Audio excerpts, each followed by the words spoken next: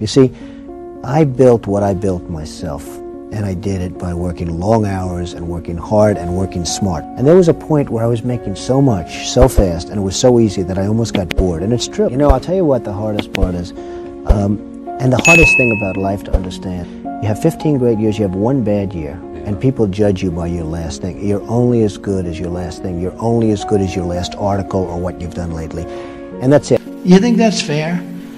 I mean, honestly, you think it's fair? In baseball, if you get 15 runs in the first inning and you don't get any more runs, you still have 15 runs at the end of the game. In life, I was 15-0.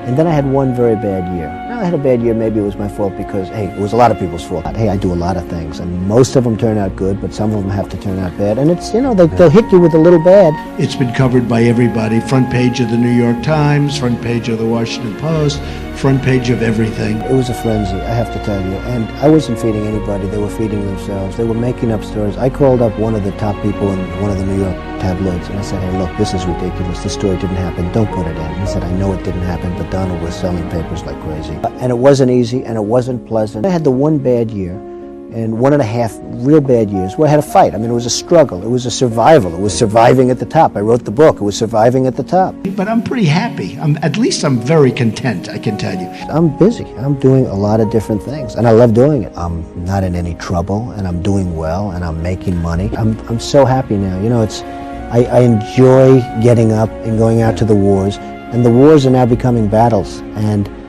it's just worked out well. I mean, they were making these dire predictions about me and others, but I guess I got more print than anybody else. That's the negative. I mean, the good is when you're doing well, and they do that. The bad is when you're doing bad, they do it the other way, all right? And they did it the other way times 10. Well, the economy was atrocious, and you know, the business was bad, and the real estate business was horrendous.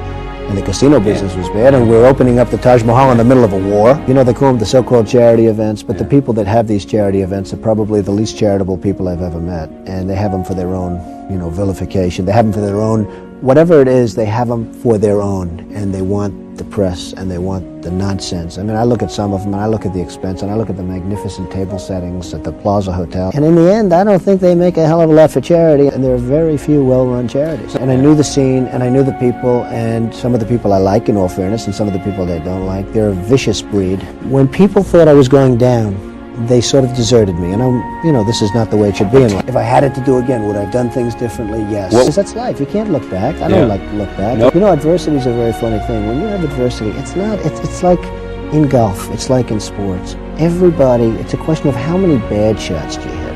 Not so many good shots, but how many bad shots. In other words, if I had it to do again, would I have done things differently? Yes. Well, I think I would have treated people differently. I think that, you know, some of the people that were most loyal to me are people that I didn't think would be. I think I would have treated them differently. I think I would have treated different groups differently. I would have wiped the floor with the guys that weren't loyal, which I will now do, which is great. You know, I love getting even with people. Given the opportunity, I will get even with some people that were disloyal to me. I want somebody that's loyal from the beginning, not somebody that's loyal because they're afraid or because they're this or because they're that.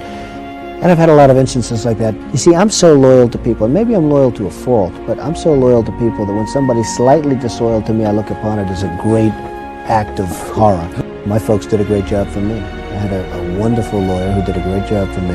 Well, I have a great father. I have a wonderful father. He's somebody I love very much. I wouldn't say he is. I'd say my mother and father, they're very different people. My father's a very business-oriented guy, but a very good man. I mean, if somebody came up to my father in the street and said, I need $100, I need $200, and my father is the softest touch when it comes to people that really are in trouble. He's really a very great humanitarian in that sense. My mother is openly warm. I mean, she's just a wonderful woman. I mean, I lost a brother to alcohol.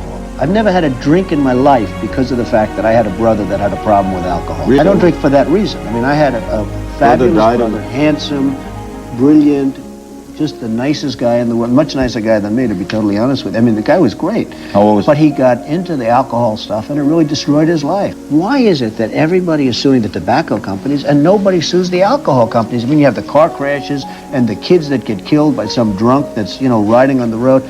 It's just terrible. And that's a shame, because that's not the way life should work. I think tobacco's terrible. I mean, I have friends that are smart and tough, and they can't stop. It's a terrible drug. I mean, when I have friends that are the toughest, smartest people you'll ever meet, and they can't stop smoking, they start shaking if you tell them they can't have a cigarette. I've had them in the house. I say, do me a favor, don't smoke in my house. And you see these tough guys start to shake.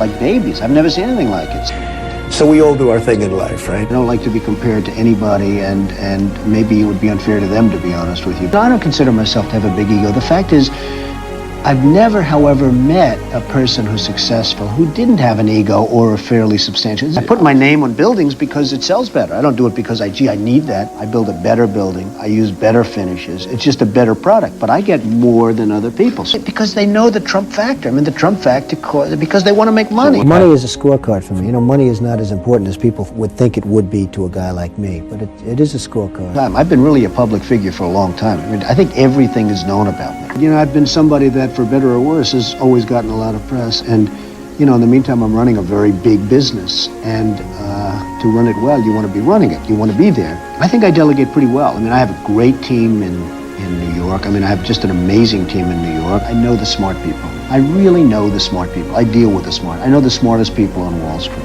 I love real estate. I love buildings. I love it aesthetically. I love building great buildings. And it's an amazing thing to see. I love it. I love going there. I love being with the workers. I love walking in the concrete. People building those buildings, all of those buildings, all over the country. I mean, the workers are the ones that really like me.